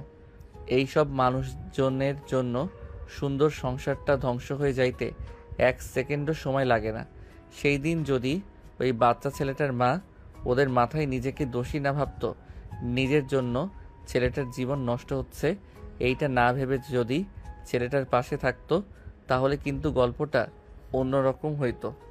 তাই বলি কি, কারো কথায় কান দিবে না, নিজের ভালো থাকাটাই বড় কথা। তোমার নদী আপু তো তোমাকে অনেক ভালোবাসে, তাই না? তুমি দরকার হইলে তোমার নদী আপুর সাথে থাকবে। যে তোমাকে ভালোবাসবে, সম্মান করবে, তাকে তুমি ভালোবাসবে, সম্মান করবে। যে তোমাকে অবহেলা করবে, তাকে তুমি পাত্তা দিবে না। দরকার হইলে ওই স্থান থেকে সরে যাবে, তাও নিজের ক্ষতি করবে না কখনো। বুঝতে পারছো? আয়নের কথা শুনে আয়েশা বলে, ওই ছেলেটার জন্য কষ্ট হচ্ছে। আমি তো আমার আম্মুকে ছেড়ে থাকতে পারি না। আমার আম্মু যদি আমাকে ছেড়ে চলে যায়, আমি তো মরে যাব। আয়ন কিছু বলবে, তখনই তুলির আব্বু বলে ওঠে, কে তুমি? এই কাহিনী কিভাবে জানলে তুমি? কে তুমি? দুজন অস্থির হয়ে যেতে লাগলো। নদী চোখের পানি মুছে বলে, তোমরা এভাবে রিয়াক্ট কেন করছো? এইটা তো গল্প। যাই বলো আয়ান, গল্পটা শুনে ওই বাচ্চাটা আর ওর মায়ের জন্য খারাপ লাগলো। আসলে আমরা মানুষরা ভালো না, তৃতীয় লিঙ্গদের দেখলে ছি করি। ওদের ভালোবাসলে কিন্তু ওরা স্বাধীনভাবে বাঁচতে পারবে। আমার চিন্তা ভাবনা আছে তৃতীয় লিঙ্গদের জন্য কিছু একটা করার। তুমি তুমি তুলি তোতলাতে লাগলো। আয়ন হাই তুলতে তুলতে বলে। সবাই দেখি গল্প পড়ে থ হয়ে গেছেন। সোনালি আয়নের কাঁধে হাত দিয়ে বলে, তুমি তো অনেক সুন্দর গল্প বলতে পারো। আমি আর আয়েশার সাথে খারাপ ব্যবহার করব না। আয়েশা তো আমাদের ভাগ্নি। আমি চাই না গল্পের ওই মহিলার মতো আয়েশার কিছু হোক। গুড, ওরাও মানুষ, আমরাও। ওরা তো আর নিজের হাতে এমন হয় নাই, আল্লাহ যাকে যেমন ইচ্ছে বানাইছে। আয়েশা আম্মু আমার কাছে আসো। সোনালি আয়েশাকে কোলে নিল। আয়নের ফোনে কল বেজে উঠলে আয়ন উঠে চলে গেল। সাইডে গিয়ে কল রিসিভ করলো। আরুষ, তুই পল্লীতে এসেছিলি? হ্যাঁ, তুই কোথায়? আজ আসলাম। তুই এখন কোথায় আসস? সেই বাড়িতে। তুলিদের বাসায়? হ্যাঁ। লজ্জা হয় নাই নাকি যাদের জন্য এত কিছু, আর তুই সেখানে? আমার কথা তো আমাকে রাখতেই হবে। আমি তো কথা দিয়েছি ওদের এই বাড়ি থেকে বের করব। তুলি যে কি জিনিস ছোটবেলায় তো বুঝেই গিয়েছিলাম। ওরা যদি বুঝতে পারে তোকে মেরে ফেলবে আয়ান। চৌধুরী বাড়ির ছেলের গায়ে হাত দেওয়ার সাহস ওদের হবে না। আমার আব্বুকে দেখে ওরা ভয় পায়। তারপরও সাবধানে থাকিস। আর সকালে আসবে নাকি? তোর সাথে অনেক বছর ধরে দেখা হয় না। রাফি ভাইয়ের সাথে দেখা করা লাগতো। দেখা করে আয়। যাব। আগে তোর সাথে দেখা করে নিই। আর শোন, আমি যে কোম্পানিতে জব করি এইখান থেকে যদি নদী ম্যাডামদের সাথে না ডিল করি ওনারা পথে বসে যাবে। নদী ম্যামকে জানি। আমার স্ত্রী। আচ্ছা ভাই, তোর সাথে সকালে দেখা করব। রাকিবকে কিছু বলার সুযোগ না দিয়ে আয়ন ফোন কেটে দিয়ে চলে গেল। আয়ন নদীর পাশে বসে থাকলো। সাথী চা এগিয়ে দিল। আয়ন সাথীকে বলে ওঠে, কি ব্যাপার সাথী, তুমি সব সময় কাজ করো, এখন তো এই বাড়িতে সবাই এসে গেছে, তারা কোনো কাজ না করে পায়ের উপরে পা তুলে খায় কেন? আয়ান, কিছু মনে করো না। আমাদের বাসার ব্যাপারে তুমি কথা না বললে খুশি হব। তুমি এই বাড়ির অতিথি, তোমার যা লাগবে বলবে, সাথে সাথে হাজির হয়ে যাবে। আপনার জীবন লাগবে মানে? সরি, মজা করছি। আপনি বলেন, যা চাইবো তাই পাইবো, তাই বললাম। আয়নের কথায় সবাই হেসে দিল, শুধু তুলি আর তুলির আব্বু বাদে। তুলি ওর আব্বুর হাত ধরল। তুলির আব্বু তুলির দিকে তাকিয়ে আবার আয়নের দিকে তাকালো। আয়ন বলে ওঠে, এভাবে বোরিংভাবে বসে থাকতে কি মজা লাগে নাকি? দূর থাকেন, আমি রুমে যাই, আমার ঘুম পাচ্ছে। আয়নের কথা শুনে আয়েশা বলে ওঠে, ভাইয়া আমিও যাব তোমার সাথে, ঘুমাবো। আয়ন আয়েশাকে বলে, ভাইয়ের সাথে ঘুমাতে হবে না, তুমি আমার সাথে ঘুমাও। ওদের কথা শুনে আয়েশা আর কিছু বলল না। আয়ন নিচে চলে গেল। আয়ন ভিলেন মার্কা হাসি দিয়ে ভাবতে লাগলো, হাত পা কাঁপছে, কেবল তো শুরু মিস্টার খান সাহেব। আমি আমার মায়ের প্রতিশোধ নেওয়ার জন্য আজ এত দূর এসেছি, তোমাদের তো আমি সুখে থাকতে দিব না। আয়ন রুমে চলে গেল। রুমে গিয়ে খাটের উপরে শুয়ে পড়ল। এইদিকে সোনালি বলে ওঠে, আমি আয়নকে খেতে দিয়ে আসি, ওই তো ঘুমিয়ে যাবে না খেয়ে। তোকে যেতে হবে না ভুয়া, তুমি যাও, ওকে খাবার দিয়ে দাও। আমি যাই, ও তো আমাদের কাজ করতে বলল, আর আব্বুও তো বলেছে ওর কথা শুনতে। সোনালি চলে গেল। নদীর মেজাজ খারাপ হইল। নদীর সাথীকে ইশারা করলে সাথী চলে গেল। সোনালি খাবার নিয়ে আয়নের রুমে গেলে দেখে আয়ন গেমস খেলছে। সোনালি বলে ওঠে, তুমি তো দেখি এখনো বাচ্চা। সোনালির কথা শুনে আয়ন উঠে পড়ল। আয়ন বলে ওঠে, তুমি এখানে কি করো? খাবার খেয়ে নাও। রেখে যাও। এখন খাও, ঠান্ডা হয়ে গেলে আর খেতে ভালো লাগবে না। তুমি যাও তো, আমি পরে খেয়ে নিব। সোনালি খাবারের প্লেট রেখে আয়নের হাত থেকে ফোন কেড়ে নিয়ে বলল, এখন খাও। আমার ফোন দাও। আয়ন সোনালির সাথে পাড়াপাড়ি করে ফোন নেওয়ার চেষ্টা করতে লাগলো। নদী এসে এই অবস্থা দেখে বলে ওঠে, হচ্ছেটা কি? নদীর কণ্ঠ শুনে দুজন চমকে ওঠে। নদীর কণ্ঠ শুনে দুজন চমকে উঠে। সোনালি তাড়াতাড়ি করে সরে গেল আয়নের উপর থেকে। সোনালির মাথা নিচের দিক করে বলে, আসলে ফুপি, এই মেয়েটা একদম বেয়াদব, বলছি পরে খাবো, জোর করে আমার ফোন কেড়ে নিয়ে আমাকে খাওয়াতে এসেছে। ফালতু মাইয়া একটা, আজ থেকে আমাকে বাপ বলে ডাকবি, লুচ্চা কোথাকার। আয়ান এসব কি বলো? বের হ এই রুম থেকে। আমি? সোনালি বের হ এই রুম থেকে, তোকে যেন এই রুমে আমি আর না দেখি। ফুপি, তুমি ওই ছেলের জন্য আমার সাথে এমন করলে? বের হয়ে যেতে বলছি না তোকে, বের হ। সোনালি কান্না করতে করতে দৌড়ে চলে গেল। নদী নিচের রুমে চলে গেল। আয়ন দৌড়ে নদীর রুমে গেল। নদী আয়নকে দেখে বলে, আমার রুমে কি? আয়ন নদীর পাশে বসে জড়িয়ে ধরে বলে, আই লাভ ইউ বউ। ছাড় আয়ান। বউ, তোমাকে ছাড়া ঘুম ধরবে না। বউ, রাতে দরজা খুলে রেখো, আমি তোমার সাথে বেশি দুষ্টামি করব না, একটু জড়িয়ে ধরে ঘুমাবো। ছাড়ো আয়েশা, আমার সাথে থাকবে, তাই পাগলামি করবে না। এখান থেকে যাও, কেউ দেখে ফেলবে। নিজের বউয়ের সাথে থাকতে চাইলেও লুকিয়ে থাকতে হবে। আমি কোথায় যাব? এমন জীবন কি ভালো লাগে? নিজের রুমে যাও, আর সোনালির থেকে দূরে থাকবে। সাথে ছাড়া আর কারোর আশেপাশে যেন আমি না দেখি। কেন? সাথীকে ছাড়া আমি এই ফ্যামিলিতে কাউকে বিশ্বাস করি না। ও সোনালি মেয়েটা কেমন যেন গায়ে পড়া। ওই তোমাকে পটানোর চেষ্টা করবে, পটানোর জন্য সব করতে পারে, তাই তোমাকে যেন ওর আশেপাশে না দেখি। ওকে মাই ডিয়ার বউ, বউ একটা কিস করি। আয়ন কথাটা বলে নদীকে ঘুরিয়ে ঠোঁটজোড়া নিজের দখলে নিয়ে নিল। নদী আয়নকে সরিয়ে দেওয়ার চেষ্টা করেও পরক্ষণে আর দিল না। নদী ভাবতে লাগলো, না, ওই ছোট মানুষ, যা করতে চায় করতে দেওয়া ভালো। সব সময় দূর দূর করলে অন্য মেয়েদের প্রতি আসক্ত হয়ে যাবে। মানি আর না মানি, ওই তো আমার হাজবেন্ড। আমরা বাঙালি যত যাই বলি না কেন, নিজের স্বামীর ভাগ অন্য কাউকে দেওয়া অসম্ভব। নদী ঠোঁট আয়ন ছেড়ে দিয়ে বলে, জান গেলাম। আয়ন চলে গেল। আয়ন রুমে খাবার খেয়ে ফোনে গেম খেলতে লাগলো। রাত 1টা বাজলে আয়নের ঘুম আসলো না। আয়ন উঠে দরজা খুলে যে রুম থেকে বের হয়ে গেল। নদীর রুমে দরজা আসতে ধাক্কা দিলেই দরজা খুলে গেল। আয়নের মুখে হাসি ফুটে উঠল। আয়ন পা টিপে টিপে ভিতরে গিয়ে দরজা আস্তে আস্তে বন্ধ করে দিল। ডিম লাইটের আলোতে দেখে আয়শা একপাশে শুয়ে আছে, নদী মাঝখানে শুয়ে আছে। আয়ন আস্তে আস্তে করে গিয়ে নদীর পাশে শুয়ে নদীকে নিজের দিকে নিয়ে আসলো। নদীর ঘুম ভেঙে গেল। নদী ঘুমানোর ভান ধরে থাকলো। আয়ন নদীর কোমর জড়িয়ে ধরল, বুকের উপরে মাথা রেখে ঘুমিয়ে গেল। নদী আয়নের স্পর্শে কেঁপে উঠতে লাগলো। নদী আয়নকে জড়িয়ে ধরে ঘুমিয়ে গেল। সকালে ভোরে আয়নের ঘুম ভাঙে। আয়ন আস্তে আস্তে করে রুমে চলে গেল। নদীর ঘুম ভাঙলে দেখে আয়েশা চোখ টলছে। নদী উঠে বলে, গুড মর্নিং আপুমনি। নদীর কথাই আয়েশা জড়িয়ে ধরে বলে, গুড মর্নিং আপু। আপু আজকে হাঁটতে যাবে? চলো দুইজন ফ্রেশ হয়ে নামাজ পড়ে নেই, তারপর দুইজন মিলে যাব। আয়েশার কথায় আয়েশা নদীর সাথে ওয়াশরুমে গিয়ে ফ্রেশ হয়ে অজু করে দুজনেই নামাজ পড়তে লাগলো। নামাজ পড়া শেষ করে দুজন বের হয়ে গেল। কিছু দূর গেলে হুট করে আয়ন পিছন থেকে দৌড়ে এসে বলে, গুড মর্নিং বউ এবং আপুমণি। ফাজিল, এখানে কি? আয়েশা বলে ওঠে, ভাইয়ার বউ কে? তোমাকে সিক্রেট কথা বলি, কাউকে বলবে না, প্রমিস করো। আয়ান, বেশি বেশি হয়ে যাচ্ছে কিন্তু।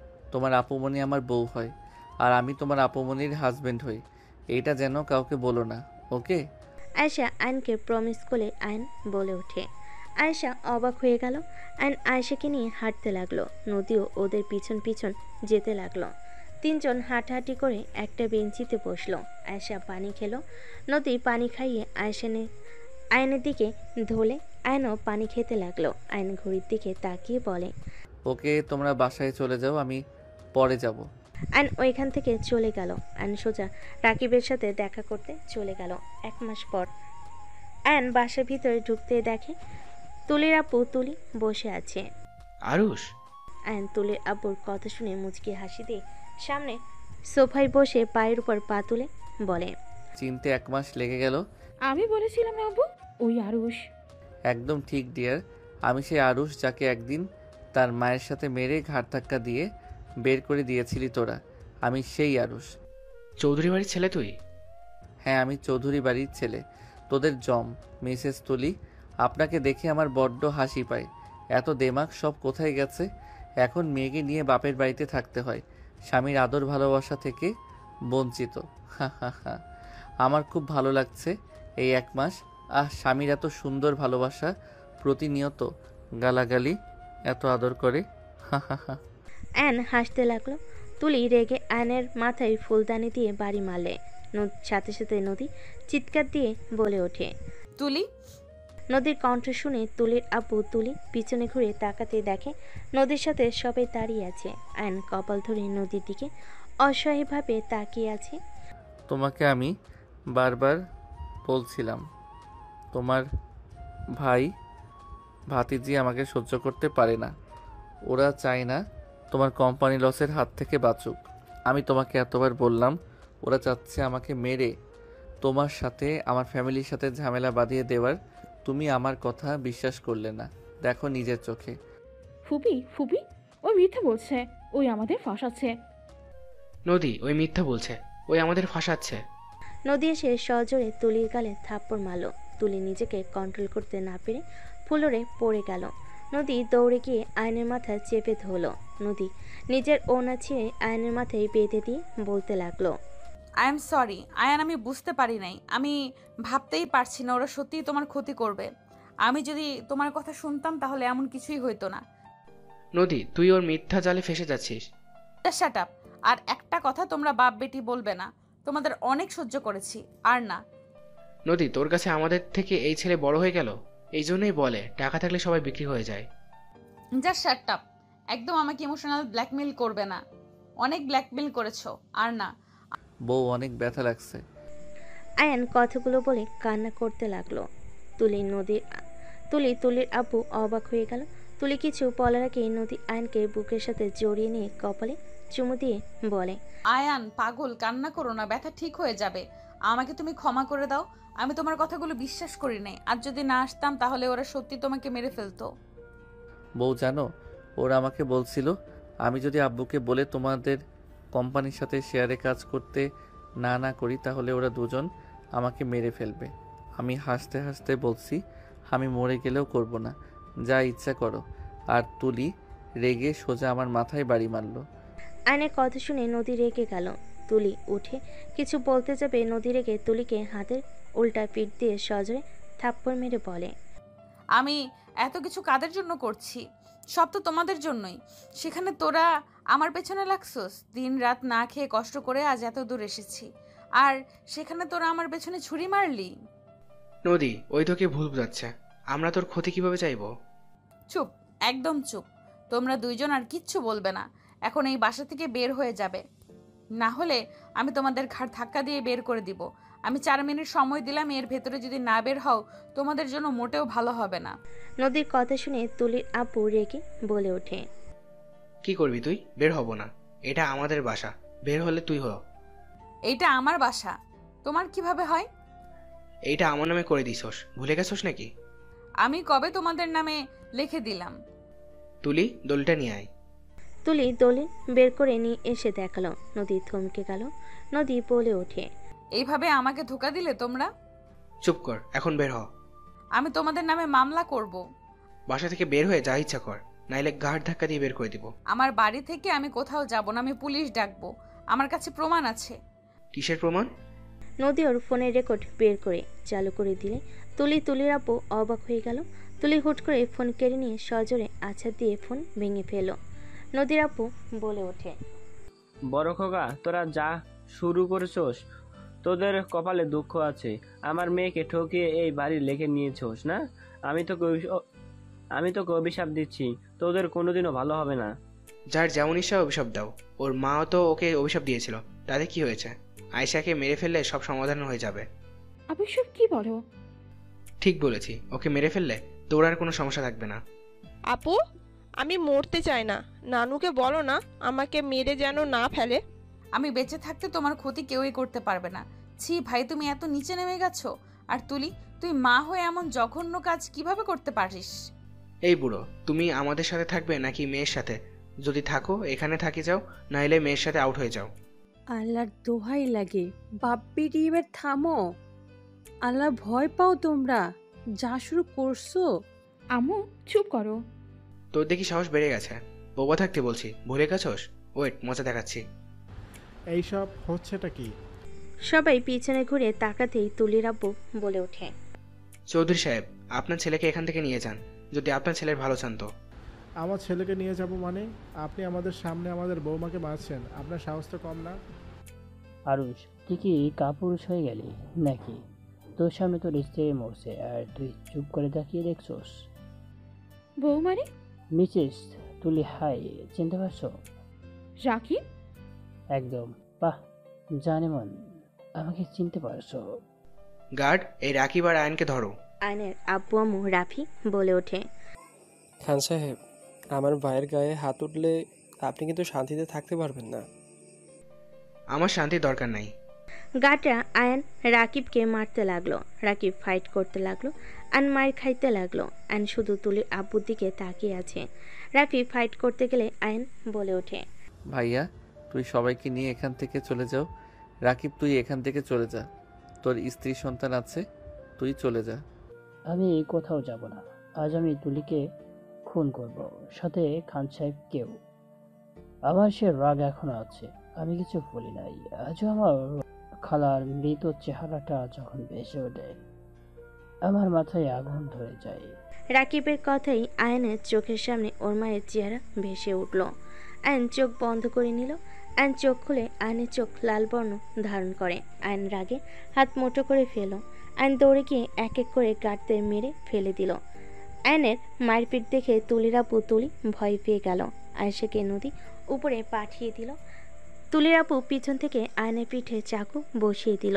নদী জোরে চিৎকার দিলে আয়ন পিছনের দিকে তাকিয়ে তুলির আব্বুকে সজোরে লাথি মারল। ফ্লোরে পড়ে গেল। রাফি রাকিব মারতে যাবে, সাথে সাথে আয়ন ওদের দুজনের হাত ধরে বলে, ভাইয়া রাকিব তোমরা এখান থেকে চলে যাও, এটা আমার সময়, আমি আমার মায়ের প্রতিশোধ নিব। এখানে তোমাদের সাথে তার কোনো শত্রুতা নাই, যা শত্রুতা আমার সাথে।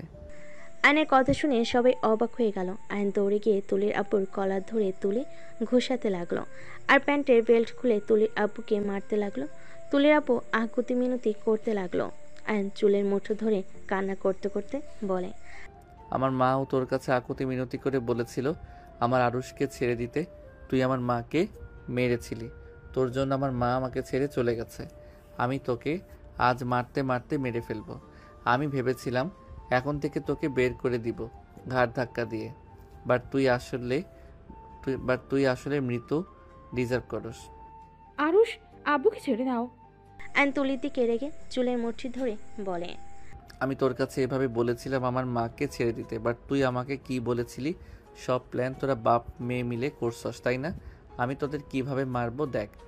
আয়ন নদীর আব্বুর হাত থেকে লাঠি নিয়ে দুজনকে মারতে লাগলো। আয়নের যত শক্তি ছিল সব শক্তি দিয়ে মারতে লাগলো। আয়েশা দৌড়ে এসে আয়নের পা ধরে বলে, ভাইয়া আমার আম্মুকে ছেড়ে দাও, আমার আম্মুকে ছাড়া আমি থাকতে পারবো না, আমার আম্মু অনেক কষ্ট পাচ্ছে ভাইয়া, আমার আম্মুকে ছেড়ে দাও। আয়েশার জায়গায় নিজেকে দেখতে পেল। আয়ন রাগে এক বাড়িতে লাঠি ভেঙে ফেল। আয়ন হাঁটু গেড়ে বসে চিৎকার করে কান্না করতে করতে বলল, আমার মাকে তোরা ফিরিয়ে দে। তোদের কি ক্ষতি করেছিলাম আমরা? আমার মাকে কেন আমার থেকে কেড়ে নিলি? সেদিন যদি আমার মাকে এভাবে মেরে আমাদের বের করে দিতি, আজ তো অন্যরকম হতে পারত। আজ আমার পাশে আমার মা থাকতো, আজ আমি সাকসেসফুল। অথচ যার জন্য এই সাকসেসফুল হতে চেয়েছি সেই মানুষটাকে তোরা কেড়ে নিয়েছিস। শুধুমাত্র তোদের কারণে আমার মা আজ আমার সাথে নাই। যার জন্য এমন করলি, তুই তো সেই সংসার করে খাচ্ছিস। পড়াশোনা একবার ফার্স্ট হবে, না হয় একবার সেকেন্ড, এভাবে তো চলে। তুই সেকেন্ড হয়েছিস, ভালো করে পড়ে ফার্স্ট হইতে পারতি, কিন্তু তুই তো আমার দুনিয়াটা অন্ধকার করে দিলি। তুই আমার কষ্ট কিভাবে বুঝবি? এই যে তোর মেয়েকে দেখতে পাচ্ছিস, এই জানে মা হারানোর কতটা কষ্টের। তোরা ওকে মেরে ফেলতে চাইলি, দেখ ওই তোকে বাঁচাতে দৌড়ে এসেছে। আয়নের কথায় সবার চোখে পানি চলে আসলো। তুলি আয়নকে বলতে লাগলো, আয়ান, আমাদের ক্ষমা করে দাও, আমরা বুঝতে পারি নাই তোমার মা আত্মহত্যা করবে। বিশ্বাস করো, এটা শুনে আমার অনেক খারাপ লেগেছিল। আমি ভাবতে পারিনি সেই আত্মহত্যা করবে। আমি তোকে ক্ষমা করব না, আমি তোদের কাউকে ক্ষমা করব না, আমি তোকে মেরে ফেলবো। আয়ন পড়ে থাকা চাকু নিয়ে যে আঘাত করতে যাবে, সাথে সাথে আয়নের আম্মু দৌড়ে এসে আয়নের হাত ধরে বলে, আয়ান, আমি তোর আসল আম্মু। আমি হয়তো তোর পালিত মায়ের মতো হতে পারবো না, কিন্তু আয়ান, আমি 10 দিন 10 মাস পেটে রেখেছি, তুই আমার নারী কাটা ধন। তুই আইন নিজের হাতে তুলে নিস না, তোর জীবনের সাথে আরেকটা জীবন নষ্ট হয়ে যাবে। আম্মু, আমি না থাকলে কিছু হবে না।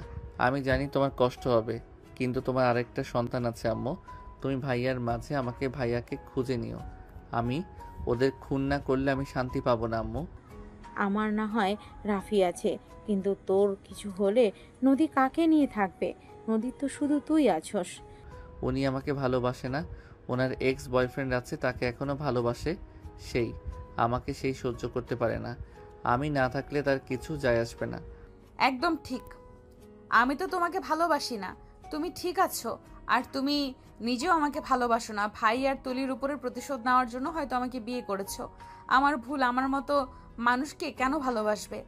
নদী আর কিছু বলার আগেই আয়ন তুলি নদীর আব্বুকে সোজা চাকু দিয়ে একসাথে ফ্যাস করে দিল। আয়শা অজ্ঞান হয়ে গেল। রাফি বলে ওঠে, ভাই এটা কি করলি? আমি তো আগে পুলিশের কাছে খবর দিয়ে রেখেছিলাম, ওরা তো এসে পড়বে। ভাই তুই এখান থেকে পালা। কোথাও যাব না, ওদের ধাপাতে দেখতে ভালো লাগছে। রাফি নদীর আব্বু বলে ওঠে, হাই হাই আয়ান, এইটা কি করলে? আমার সন্তান, আমার নাতনি, এই তোরা আমার নাতনিকে বাঁচা। সবাই দৌড়ে এসে তুলির আব্বুকে ধরে নিয়ে যেতে লাগলো। পুলিশ আসলে আয়ন বলে ওঠে, আমি ওদের খুন করছি। আয়ন পুলিশের হাতে ধরা দিল। আয়নের আম্মু কান্না করতে করতে পুলিশের সামনে গিয়ে বলতে লাগলো, আমি খুন করছি, আমার ছেলে মিথ্যা বলছে, আমাকে নিয়ে যান, আমার ছেলে নির্দোষ। আয়নের আম্মু বারবার পুলিশকে বাধা দিতে লাগলো। আয়ন ওর আম্মুকে কপালে চুমু দিয়ে পুলিশের গাড়িতে উঠে চলে গেল। কয়েকদিন পর আয়নকে কোর্টে তোলা হয়। সবাই এসে হাজির হয়। উকিল আয়নকে জিজ্ঞেস করে, আপনার কিছু বলার আছে নাকি? আয়ন বলে ওঠে, আমার কিছু বলার নাই। আমি তাদের হত্যা করতে চেয়েছি, ভাগ্যক্রমে বেঁচে গেছে। কাজের লোক গার্ড যা বলছে সব সত্যি। আমি ওদের মেরেছি, খুন করার চেষ্টা করছি, এইটা বলতে আমার কোনো সমস্যা নাই। আমি অনেক খুশি ওদের জন্মের ভয় দেখাতে পেরেছি, আর বেঁচে গেছে। এতে আরও খুশি, ওরা তিলে তিলে মরবে। একেবারে মরলে আনন্দ আসতো না। এখন যদি আমার ফাঁসি হয় তাতেও কোনো আফসোস নাই আমার। আয়নের কথা শেষ হতেই হঠাৎ করে কেউ বলে ওঠে, আমার ছেলে নির্দোষ, ওদের আমি খুন করার চেষ্টা করেছি। আমার ছেলে আমাকে বাঁচানোর জন্য মিথ্যা বলছে জজ সাহেব। আয়নের মায়ের কণ্ঠ শুনে সবাই চমকে গেল। পিছনের দিকে ঘুরে তাকাতে আয়ন ওর মাকে দেখে দৌড়ে যেতে নেবে, পুলিশ আটকে দিল। আয়ন বলে ওঠে, মা তুমি বেঁচে আছো, এই আমাকে ছাড়েন, আমি মার কাছে যাব। আয়ন ছোটার চেষ্টা করতে লাগলো।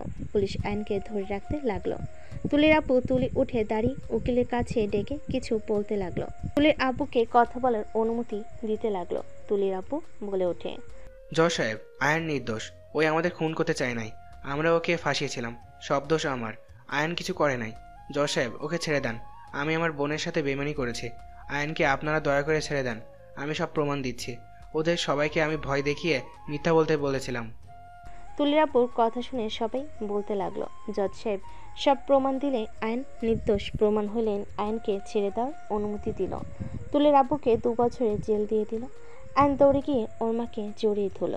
তুলির আব্বুকে পুলিশ নিয়ে যেতে নিল। আয়নের কাছ দিয়ে যেতে তুলির আব্বু বলে, আমাকে ক্ষমা করে দিও, তোমাদের ভালোবাসার কাছে আমি হেরে গেলাম। বোন, আমাকে ক্ষমা করে দিস। তুলির আব্বুকে টেনে নিয়ে গেল। আয়ন ওর মাকে বলতে লাগলো, মা তুমি এতদিন কোথায় ছিলে? তুমি বেঁচে আছো তাহলে আগে কেন আমার সাথে দেখা করলে না? মা আমার সামনে কেন আসো নাই? মা আমি জানতাম তুমি আমার সাথে আছো, কিন্তু তোমাকে দেখতে পেতাম না। আয়নের মা চলে যেতে নিলে সবাই আয়নের মায়ের পিছন পিছন যেতে লাগলো। আয়নের মায়ের পিছন পিছন যেতে যেতে বলে, মা আমার সাথে কথা কেন বলছো না? মা আমার প্রশ্নের উত্তর দাও মা, এভাবে পালিয়ে কেন যাচ্ছ? আয়ন দৌড়ে গিয়ে ধরে ফেলো। আয়ন নিজের দিকে ঘোরালে। আয়নের আম্মু বলে, আয়ান তোমাকে অনেক ভালোবাসে, তুমি ওকে বাঁচাতে আসলে সেখানে, তুমি এখন এভাবে পালিয়ে যাচ্ছ কেন? আরুষ ওইটা খালা না। কি বলস? এটা তো মা। রাকিব কাছে গিয়ে মুখোশ খুলে দিল। আয়ন কয়েক পা পিছিয়ে গেল। আয়ন বলে ওঠে, আয়ন খালা তুই মা সেজে এসে আমাকে এভাবে ধোকা কেন দিলে? তোকে জেলে যেতে দেখে আমি কিভাবে চুপ করে থাকবো? আমি তোর মা মতো মুখোশ এই জন্য পরছি, আমি জেলে গেলে তুই তো এটাই ভেবে খুশি হবি তোর মা বেঁচে আছে, আর কোনো প্রতিশোধ নিবি না। আরুষ, তুই যা করছস এতে তোর মা বেঁচে থাকলেও কখনোই খুশি হইতো না। তোর মা তোকে একজন সফল ব্যক্তি হিসেবে দেখতে চেয়েছে, খুনি হিসেবে না। তুই প্রতিশোধের আগুনে ভুলে গেছস তোর মা কি চায় আর তুই কি করছিস। খালা, আমি কি করতাম? ওদের দেখলে আমার মাথা খারাপ হয়ে যেত। ওরা জঘন্য, ওরা মানুষকে মানুষ মনে করতো না। কুত্তার সাথে কি কুত্তা হওয়া যাবে? আয়ান, নিজের মাথা থেকে মায়ের ভূত নামিয়ে ফেল। নিজের বাবা মা ভাই বোন ছেড়ে তাদের নিয়ে সুন্দর জীবন উপভোগ কর। আমাদের জীবনটাই এমন কষ্ট হতে হবে, এটা কখনোই থামবে না। তুই আর আমাদের মাঝে আসিস না। আল্লাহ তোকে ভালো রাখুক। আল্লাহ হাফেজ। কে কিছু বলতে না দিয়ে রাকিবের সাথে চলে গেল। 3 বছর পর। আয়ান, নদীর কোনো খোঁজ পেলি? আম্মু, আমি তো খুঁজছি, কোথাও তো পাই না। ওই কোথায় আছে কিছু বুঝতে পারছি না। আমি নদীর খোঁজ পেয়েছি। নদী কক্সবাজারে আছে। কোন হোটেলে কত নাম্বার রুমে সব তোকে হোয়াটসঅ্যাপে দিয়ে দিচ্ছি, চলে যা। সত্যি? হ্যাঁ। আয়শা, তোর মেয়েও আছে। আমার মেয়ে মানে? হ্যাঁ, তোর নদীর মেয়ে হয়েছে, 1 বছর হয়ে গেছে। এত কিছু কিভাবে জানো? তুমি কি আগে থেকে ওর খবর জানতে? আমাকে তুমি মিথ্যা বলতে কিছু জানো না। হ্যাঁ, সব জানতাম। নদী কোথায় থাকে, কি করে, সব জানি। তোর শিক্ষা পাওয়ার দরকার ছিল, তাই শিক্ষা দিলাম। হোয়াটসঅ্যাপ সব দিয়ে দিয়েছি, চেক কর। আমি গেলাম। রাফি চলে গেল। আয়ন খুশি হয়ে দৌড়ে রুমে গিয়ে ফ্রেশ হয়ে রেডি হয়ে ওর আম্মুর কপালে চুমু দিয়ে বের হয়ে গেল। কক্সবাজারে পৌঁছাতে পৌঁছাতে সন্ধ্যা হয়ে গেল। আয়ন ওই হোটেলের পাশে রুম নিয়ে চলে গেল। আয়ন গোসল করে পোশাক পরিবর্তন করে রুম থেকে বের হইল। ওয়েটার খাবার নিয়ে যেতে নিলে আয়ন ওয়েটারকে প্রমাণ দেখিয়ে আয়ন মুখ ঢেকে খাবার নিয়ে রুমের সামনে গিয়ে কলিং বেল বাজালো। আয়ন ভিতর ঢুকতেই নদী খাবার রেখে চলে যেতে বলল। আয়ন খাবারগুলো টেবিলের উপর রেখে নদীর দিকে যেতে লাগলো। নদীর পাশে বসে নদী রেগে বলে ওঠে, তোমার সাহস কি করে হয় আমার পাশে বসার? নদী থাপ্পড় মারতে যাবে, আয়ন সাথে সাথে হাত ধরে টান দিয়ে খাটের উপর ফেলে দিল। নদী আয়নের জায়গা মতো লাথি মারতে যাবে, সাথে সাথে আয়ন মাস্ক খুলে বলে ওঠে, বউ। আয়ান, তুমি এখানে কি করছো? জান, সরি। নদী ধাক্কা দিয়ে সরিয়ে দিয়ে বলে, এখানে ঠিকানা কে দিল? জান, আই এম সরি। রাগ করে থেকো না। 3 বছর তো শাস্তি দিলে, এইবার তো ক্ষমা করে দাও। জান, আমাদের রাজকন্যা কোথায়? সাথীর হাজবেন্ড সাথীর আয়েশার সাথে ঘুরতে গেছে। বের হয়ে যাও, তোমার সাথে কোনো কথা বলতে চাই না। জান, আমি তোমার সাথে অন্যায় করছি মানছি, বাট আমি যে তোমাকে ভালোবাসি এইটা মিথ্যা না। আমি সত্যি তোমাকে অনেক ভালোবাসি। নদী চলে যেতে নিলে আয়ন নদীর হাত ধরে টান দিয়ে নিজের সাথে জড়িয়ে নিয়ে ঠোঁটে ঠোঁট বসিয়ে দিল। হঠাৎ করে কাশির শব্দ হলে আয়ন লাফ দিয়ে উঠে পড়ল। সাথী বলে ওঠে, আয়াত ঘুমিয়ে গেছে, দিয়ে যাব নাকি নিয়ে যাব? নদী আয়ন লজ্জা পেয়ে গেল। আয়ন লজ্জায় আয়াতকে কোলে তুলে নিয়ে বলে, যাও। সাথী চলে গেল। আয়াতকে দেখে বলে, মাশাআল্লাহ, আমার মেয়ে তো পুরো তার মায়ের মতো হয়েছে। আমার মেয়ে আমার মতো হবে না তো কার মতো হবে? তাও ঠিক। দরজা লাগিয়ে দিয়ে আয়াতকে শুইয়ে দিয়ে নদীর দিকে ঘুরে টান দিয়ে খাটে শুইয়ে দিয়ে বলে, আয়াত চাই তার আরেকটা ভাই বোন হোক। মোটেও চাচ্ছে না। চাচ্ছে। আয়ন কথাটা বলে ঝাঁপিয়ে পড়ল। নদী আয়নের কাছে ব্যর্থ হয়ে আয়নের সাথে তাল মিলিয়ে আদর করতে লাগলো। বাকিটা ইতিহাস।